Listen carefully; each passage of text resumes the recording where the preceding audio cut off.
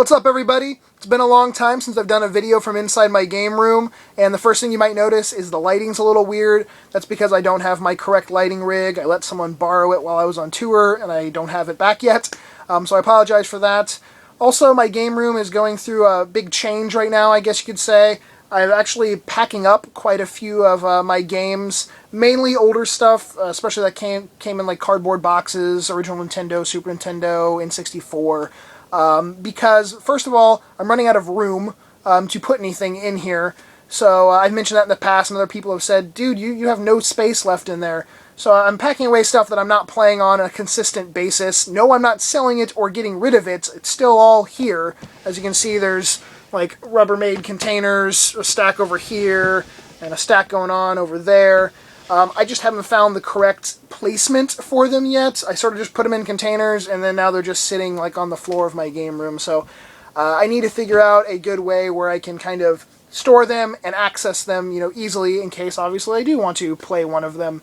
But I started doing that, like I said, for space reasons. Also, I've had issues in the past with an insect called a silverfish. If you don't know what that is, you can Google search it, but they like to eat cardboard and paper and shit, and I've gotten it basically under control, but it's, one of those things where you can never be 100% certain that they're 100% gone, so that's always an issue, like a concern in the back of my mind. It's like, oh, are you going to eat one of my $500 stupid video games? Yay! So that's another thing that's kind of made me put them away. Also, I've had some issues at my parents' house with flooding recently, damaging some of my other, personal possessions, my Halloween stuff, and that's sort of been on my mind as we live in like a flood zone, and even though those floods were like pipe-related at their house, it's still water. If it's coming from a hurricane or coming from a pipe, it's like I'd rather have stuff, at least, expensive stuff in containers like this where a little bit of water is not going to, harm them at all. So now that I've gotten all that info out of the way, let me show you some pickups. Since the last time I've done any type of pickup video, I've gotten a lot of stuff. I'm going to show you basically everything in a big mixture. I'm not going to try to break it down and, oh, I got this stuff from this person and this one from this person, because there's a lot of it. And the biggest pickup I did was about a month and a half ago. I actually bought a acquaintance of mine's collection. He decided he just didn't want to, do games anymore. He kind of had a similar thing where he was like, I don't really play them that often. I only play very few games. But he was like, and I really don't know what to do, like, in the sense of I'm always worried, like, oh, they're going to get damaged, or what if a flood happens or something. He goes, I just don't play them enough to be concerned about having expensive things sitting around. And I was like, hey, I get you. I'll be interested in purchasing them, so I did. I bought everything he had, basically, which included a ton of original Nintendo games, Super Nintendo, a few boxed games, and I'll point out, some of the stuff I got from him when I show you what I got. But some of the other things I've picked up recently were, there was another small collection I bought of some really rare stuff. It was basically, I think it was like 32 games, and I think all of them were like $40 or $50 games or up from there. He just was getting rid of basically all of his really expensive stuff. He's like, you know what, I don't play this expensive stuff. I only bought it because it was expensive. And I was like, well, you should never do that. Only buy it if you actually want to play it, or you're really looking forward to, getting it and playing it, not just because it's expensive. And then a few other things I just bought off of eBay myself, or when I was just out on tour, or I picked up, I went to a garage sale today. First time I've been to a garage sale in a long-ass time, probably in about, 6 or 7 weeks at least. And I'll show you that little stack of stuff I got today. Also, it included, I got a slim PS2 for $5 today, which is out in the living room. You know what a PS2 looks like. And a GameCube controller for $1. And then everything else here was $1 a piece. It was a $1 day at the garage sales. This is Atari 2600 copy of Mario Bros. And its manual. That was $1. Had a bunch of other Atari games and the system, but that was the only one I grabbed because it's Mario, basically. Halo Combat Evolved for $1. That's a good one. I'll save that for last. Need for Speed Carbon for $1. 007 Nightfire. This actually came with the $5 PS2, so I really didn't pay anything for that. Rogue Galaxy for $1, and Tales of Vesperia for $1. Those were at a total of 4 different garage sales. Oh shit, there was also a copy of Golden Sun on the Game Boy Advance. That's out in the living room. That was $1. So yeah, not the best day at the garage sales today. I was only out for like 2 hours, but it was still fun being back out. And middle of October, and there were at least 30 garage sales within 2 or 3 miles of my house. So I love seeing that in the cooler, getting to be cooler weather. There's a lot of garage sales still happening. We get garage sales year-round here in Florida. We don't have like a season like up north. Sorry guys, I get to garage sale whenever I want, basically. Now for some kick-ass Nintendo games. A couple of these I picked up on my own. Some of this was in that really big collection I got. I have a copy of Kid Clown. Really nice shape. Really kind of odd, creepy cover though for that game. Weird platformer, your family of clowns. And this is a great game. Scat! And no, it's not poop or crap. It's Special Cybernetic Attack Team. It's a Natsume game. And that one I picked up off of eBay. I've been looking for a copy of that for a while, and I just said screw it, so I ended up buying that. A copy of Chubby Cherub. Label has a few little dings or indents on it, but not bad shape. Goddamn, the camera just got kind of darker, I think, because the screensaver on my computer went to a darker image. This was an awesome pickup. This was in that second collection of, like, every game was worth over, like, 40 or 50 bucks. Snow Brothers on the NES. Next is one of the more expensive NES games that I own now. And it is Power Blade 2. Very nice shape on that one. That's a Taito game. And actually, I do not own a copy of Power Blade, just the first one yet. This, again, was in that purchase of like 32 amazing games. And like I said, the guy just was basically buying things that were really expensive and ended up being like, you know what, I don't really ever play these. And the reason why I ended up buying them, you might be asking, well, Jesus Christ, I know like that game is well over $100, even $200 range. He sold, I didn't like get an absolutely amazing deal, but because I bought literally everything, he had all 32 of them, like I said, they're all expensive, he knocked the price down pretty damn good, where I could say that I got like 3 of the $100+ games for free. So that was pretty nice. We have a copy of Contra Force, and in that massive collection pickup that I did, there was a copy in there too, but it was in poor condition, and then I got a second copy in that second collection.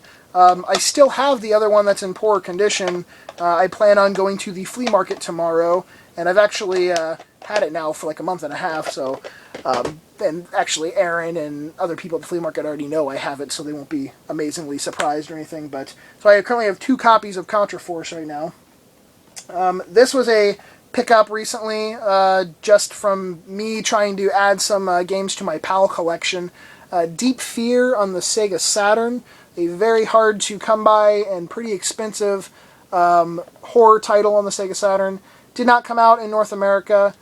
This copy is in fantastic shape. The guy said there was a little nick on the corner, and you can't even really see it, but it's on the plastic. I thought he meant like on the actual paper insert in the inside, but it's a 2-disc game. The manual's in great shape. Deep Fear. If you are a huge horror fan and you've pretty much played everything in North America that has come out, maybe you want to check out some PAL-related PAL games that are horror-related, because they are in English and you could play them and understand them. Granted, depending on what system you get, you might have to import a system as well. But on to some PlayStation games. These 3 are not really rare or super expensive, but I've had no luck finding the regular printings of these. I've always found the greatest hits ones, and that is the Spyro games. And I already had a copy of the first Spyro, but Spyro 2 Ripto's Rage, the Black Label edition, and Spyro Year of the Dragon. Like I said, I've been looking for these for a while, and a friend, or my friend that runs the anime shop, someone came in, and then he gave me a call asking if I was interested, and I was like, are they Black Label? He goes, yeah. I was like, well then, hell yeah, I am. And then there was also a copy of Ape Escape that was in, which I didn't own a copy of Ape Escape, but that came with the Spyros, and there was also like Tekken 1, 2, and 3, Crash Bash, and a few other games. These two PlayStation games were in that really massive collection. This is Intelligent Cube, really cool puzzle game on the PlayStation. I had played it a long time ago, I actually rented this, but I did not own it, and I honestly completely forgot about it, but a really fun puzzle game where these blocks are coming at you, like down, you're on a single plane, and these blocks are flipping and rolling down towards you, and you have to basically not let the blocks push you off the edge, and some of the puzzles, you have to be really quick at them. Pretty challenging game. And then here's a game for a series that I've never really played, never really got into, but seeing as it was a part of that big collection, and technically, I sort of got it for free in the sense of the things I was going to sell and keep. It is Digimon World on the PlayStation, and like I said, I never really played them. I know the Mole at the flea market, and I think Jabroni also were really big fans of Digimon. I know the Mole definitely is, so I figured I'd give it a try. I've never been a Pokemon fan or a Monster Rancher fan, but maybe Digimon will sort of get me into that like monster battle arena kind of thing. I don't think I'll ever really get into Pokemon. I've given it a try and it doesn't appeal to me. But cool PS2 game put out by Atlas, Sky Gunner. I just had this on my odd Atlas titles to pick up. Cool flight game. Very, I mean, you can tell on the cover, very cartoonish graphics. The characters are sort of, I don't want to say poorly drawn, but they're not like really detailed. They're just sort of like a head with big eyes and little round arms and legs. You can see all the little characters. Not really much detail, but unique and sort of cool in its own way. Let's see. Some box Nintendo games that were in that first big pickup. Metroid, and a copy of Ninja Gaiden 3. Now in that big-ass, massive pickup I did, I spent a decent amount of money. Like I said, I bought pretty much everything this guy had. It included all of the games to have on the Nintendo, all the Marios, Zeldas. It had Mega Man, like 1, 2, 4, 5, and 6. Battletoads. All the ones that, you would probably have had or wanted as a kid. On the Super Nintendo, it had quite a few good ones, like Chrono Trigger, Mario RPG, Super Metroid. Some of those I don't have anymore. Like I said, I've sold a few of those, or some are for sale right now at my friend's store, but I'm not going to show all that stuff also because I still have an entire box of like some of the Nintendo stuff like Zelda or whatever. I'm trying to just sort of highlight the ones I was keeping for my collection, and also some of the harder to find or rare ones.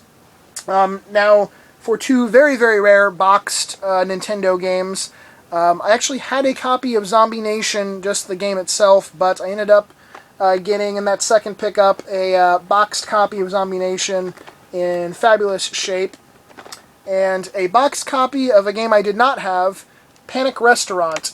So this this was probably one of my coolest pickups in quite a long time in the sense of Nintendo games. It is in really, really nice shape, no dings. I have them in this plastic protective case, obviously, but very good condition, both complete. Let's see, a random Game Boy game, Mystical Ninja starring Goemon. We have, this is something actually I picked up at a garage sale as well, back before I went out on tour. The Grand Theft Auto San Andreas Special Edition, in really good shape. I was surprised to see it, and surprised to see it like it was fully complete and everything. I really have never come across this in the wild, besides at like actual video game store, but never seen it at garage sale. For how often I see Grand Theft Auto San Andreas in all its different versions on Xbox or PS2, and in its sets and stuff. I've never seen that one at a garage sale, so I had to pick it up and decided to keep it. Some newer things. I grabbed Disgaea D2, Brighter Darkness, Collector's Edition. Still waiting for my strategy guide to come with this order. I ordered it off of nisamerica.com, and unfortunately the strategy guides were delayed. It has been shipped, and I should be getting it really soon, but oh well. It's only going to be like a week and a half, later from when I got the game, I think. I picked up, of course, the Legend of Zelda Wind Waker HD Collector's Edition with the statue inside. Aaron bought, I think, 14 of these. Yeah, he went a little overboard. I kind of understand him buying, like, 3 or 4, maybe to, keep a couple and then sell a couple or whatever. But yeah, he bought 14 of those.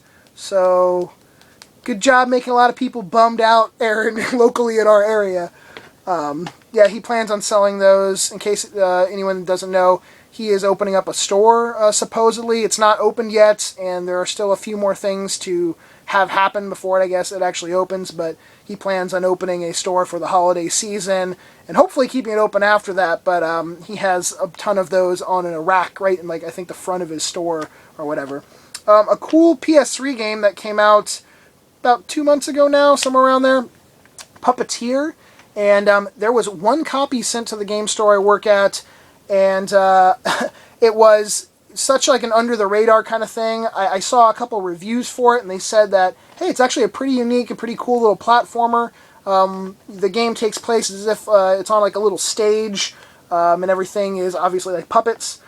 So I would recommend checking this out if you like platforming games. It is, I have a feeling it'll become one of the harder to find PS3 titles down the road, seeing as they definitely did not ship very many of these out, and obviously I don't think it's going to sell very well. What else? I guess technically, well, these will be the last 2 games I guess I show. Like I said, I picked up a ton of stuff, and I'm just not going to show it because a lot of it is fairly common stuff. It's cool, but it's just shit, like Mario World and things like that, that were in those 2, or in that first big collection. The second collection, I'm showing you a decent amount of the stuff I got from it.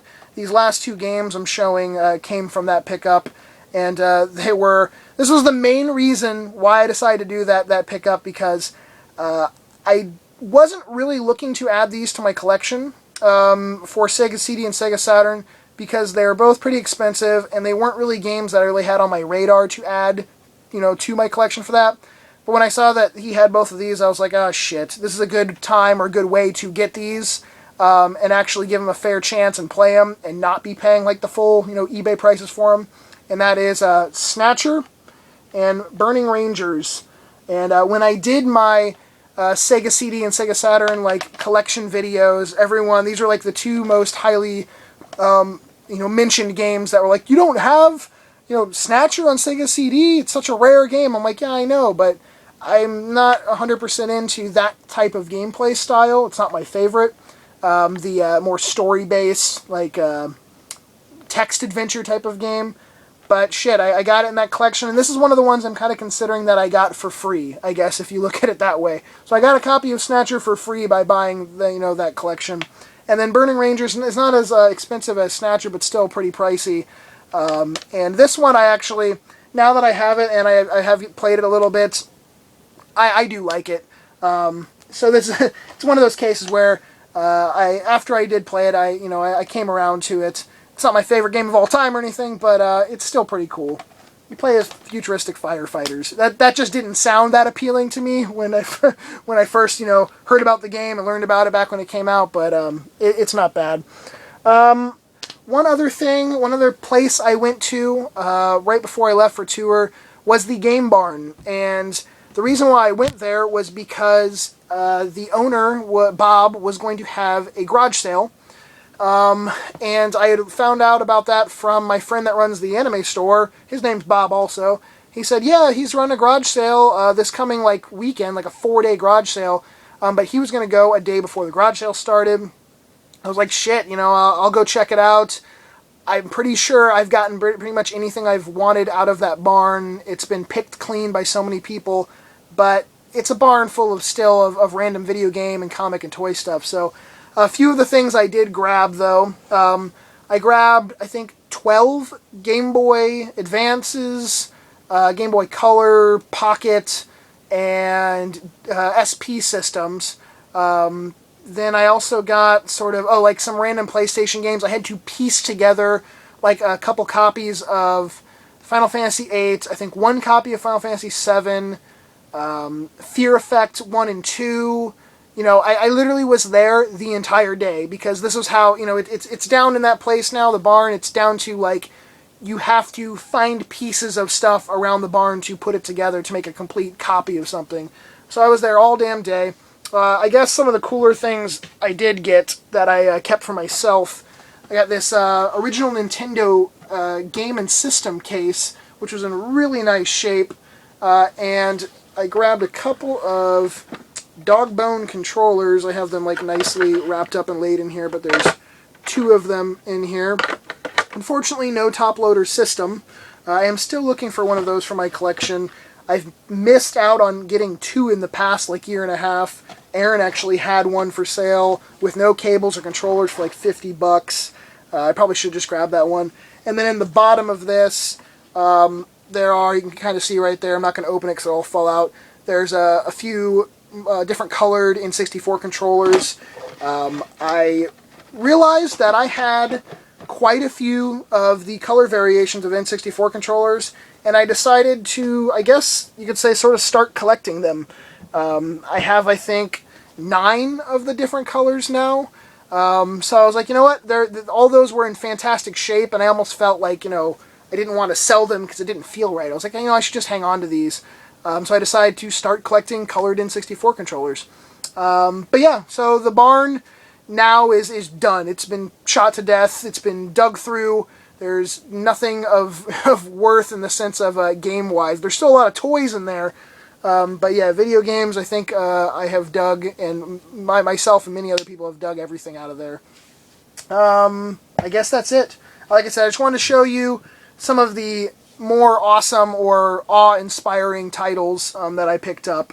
And thank you for watching. If you don't mind, please thumbs up the video. Hey, it's a pickup video and I haven't done one for a while, so please thumbs it up. And I will talk to you all later. Peace.